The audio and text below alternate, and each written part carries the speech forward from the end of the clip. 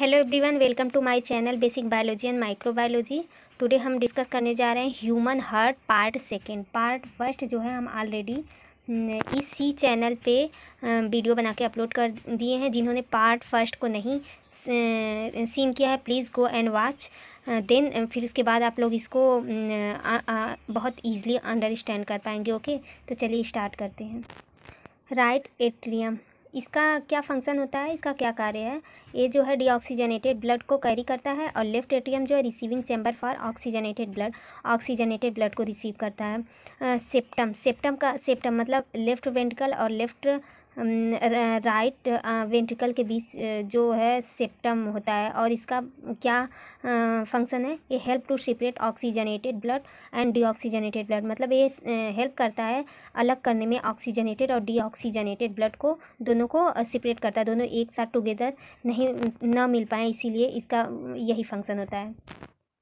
Heart is surrounded by 2 layers car pericardium. Heart जो है दो लेयर से कवर होता है, हार्ट को कवर करता है, जिसको पेरिकार्डियम कहते हैं। पेरिकार्डियम जो है 2 टाइप्स, दोनों लेयर, जो फर्स्ट जो होगा फाइब्रस पेरिकार्डियम, सेकेंड जो है सीरस पेरिकार्डियम। फाइब्रस पेरिकार्डियम में क्या होता है, इसका क्या वर्क होता है? ये जो है form thick fibrous tissue protect the heart from over stretching, मतलब ये जो है थिक फाइब्रस होता है, बहुत थिक मतलब मोटा फाइब्रस टिश्यू उसको होता है, जो उसको हार्ट को प्रोटेक्ट करता है ओवर स्ट्रेचिंग से। सीरस पेरिकार्डियम क्या होता है? Serous pericardium is made up of squamous epithelium cell. ये जो है स्क्वामस इपिथेलियल सेल का बना होता है। ये जो स्क्वामस इपिथेलियल सेल होता है, जो लिब्रिकेटिंग नाम का फ्लूइड सिक्रेट करता है, जो यहाँ पे है, which has a tiny space in between them called as the pericardium space.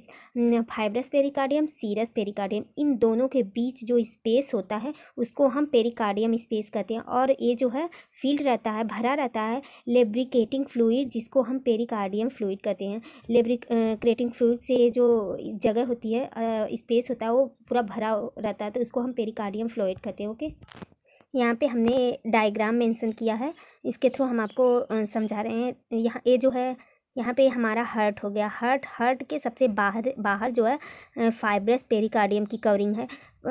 इसको हम, ये जो है ये ब्लू कलर का, ये फाइब्रस पेरिकार्डियम की कवरिंग है।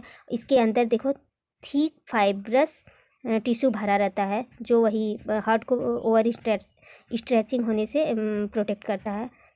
और उसके बाद इस फाइब्रस पेरिकार्डियम के बाद जो है ये जो सेल्स हैं, इसको हम स्क्वामस इपिथेलियल सेल्स कहते हैं। और जो हार्ट को कवर करती है सेल, इसको भी हम स्क्वामस इपिथेलियल सेल कहते हैं।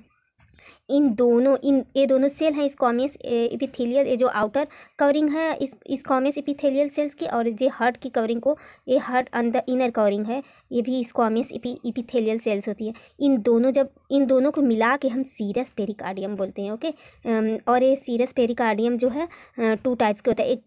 एक को विसरल पेरिकार्डियम बोलते हैं, एक पैरिएटल पेरिकार्डियम बोलते हैं। विसरल पेरिकार्डियम जो अंदर ये अंदर की सेल है, अंदर की कवरिंग को विसरल पेरिकार्डियम कहते हैं, आउटर की कवरिंग को पैरिएटल पेरिकार्डियम कहते हैं।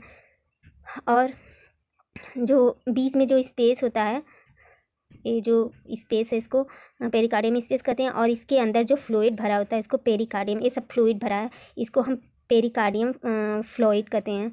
ओके, देन जो साउंड ऑफ द हार्ट, मतलब हार्ट का जो साउंड, कितने टाइप के साउंड निकलते हैं, और उसको हम क्या बोलते हैं? There are 2 type sound found in the heart.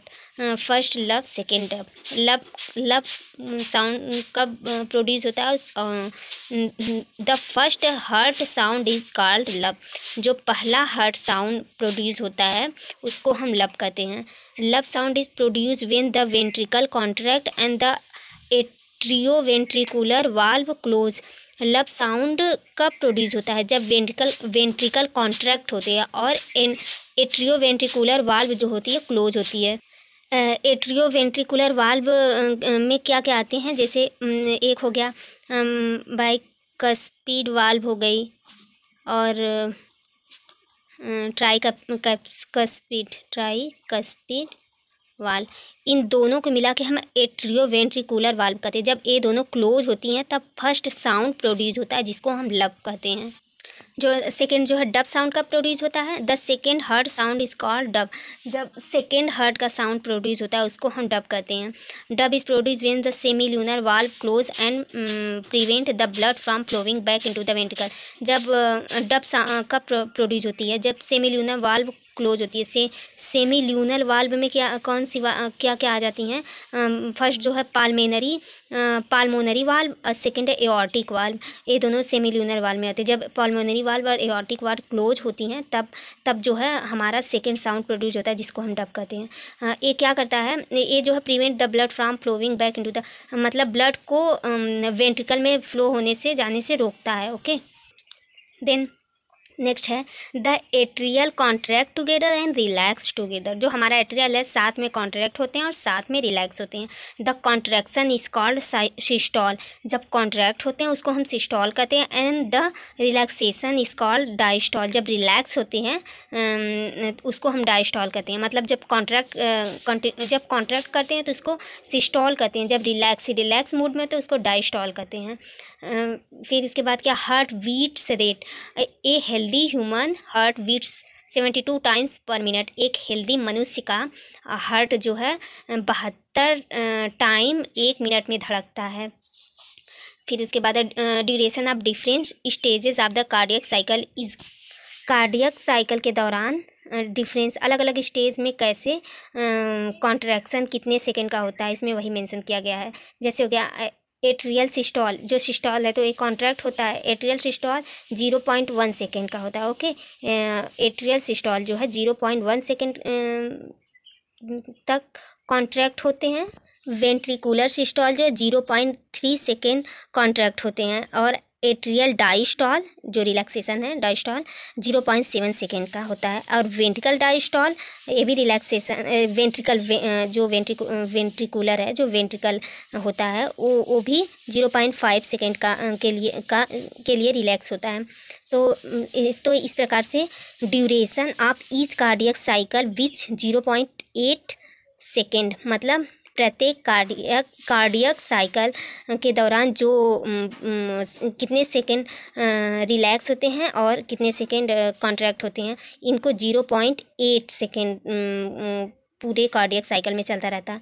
कैसे? इधर देखिए, जो एट्रियल सिस्टोल हो गया 0.1 सेकेंड के लिए हुआ। Okay, systole 0.1 second and atrial diastole 0.7 second. तो 0.7 और वो 0.1 0.8 हो गया। तो इसको atrial diastole and atrial systole दोनों मिला के 0.8 हो गए। और इधर वेंट्रिकुलर सिस्टोल 0.3 सेकेंड के लिए कॉन्ट्रैक्ट हुआ और वेंट्रिकुलर डायस्टोल 0.5 सेकेंड के लिए रिलैक्स हुआ।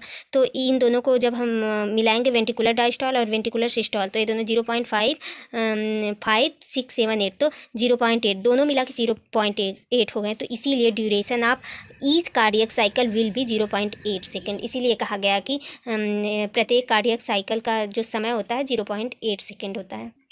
अब ईजीसी क्या होता है? इलेक्ट्रोकार्डियोग्राम का फुल नेम है EGC is the recorded of the electrical activity of the heart. मतलब ये हमारे इलेक्ट्रिकल एक्टिविटी के थ्रू हमारे हार्ट बीट को रिकॉर्ड करता है कि हमारा हार्ट बीट कैसे बीट कर रहा है, कैसे धड़क रहा है। ये एक मशीन होती है जिससे हम हार्ट बीट को मापते हैं, हार्ट बीट का टेस्ट करते हैं।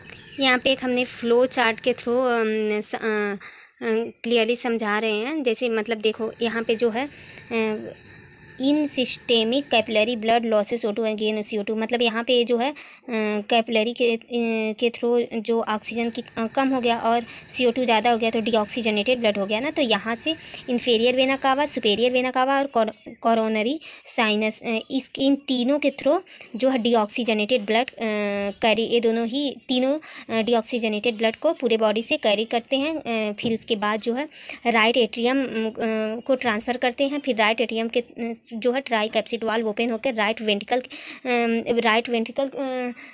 के पास जाती है। यहाँ से जो है पाल्मेनरी आर्टरी जो है डीऑक्सीजनेटेड ब्लड को लेके अपने पालमेनरी आर्टरी के थ्रू लंग्स में पहुंचा देती है। लंग्स क्या करता है, डीऑक्सीजनेटेड ब्लड को फिल्ट्रेट करता है, CO2 रिलीज़ करता है, रिमूव करता है। फिर उसके बाद जो ऑक्सीजन फिल्ट्रेट हो जाता है। फिल्ट्रेशन होने के बाद जो CO2 रिमूव हो जाता है, ऑक्सीजन फिर ऑक्सीजनेटेड ब्लड हो जाता है। फिर उसके बाद वो जो है पालमेनरी वेन को ट्रांसफ़र करता है। तब पालमेनरी वेन्स जो है ऑक्सीजनेटेड ब्लड को लेफ्ट आर्टरियम में ट्रांसफ़र करती है। लेफ्ट आर्टरियम से बाइकस्पिड वाल्व ओपन होती है। फिर उसके बाद लेफ्ट वेंट्रिकल में ट्रांसफ़र हो जाता है oxygenated blood. Then aortic valve के थ्रू एओर्टा में जाता है। एओर्टा आर्टरी के थ्रू पूरे बॉडी में ऑक्सीजनेटेड ब्लड ट्रांसफ़र हो जाता है। इसी तरह ये साइकिल चलता रहता है।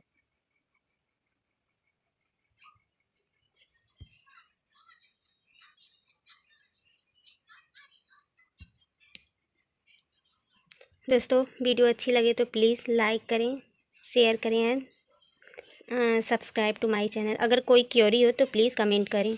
Thank you.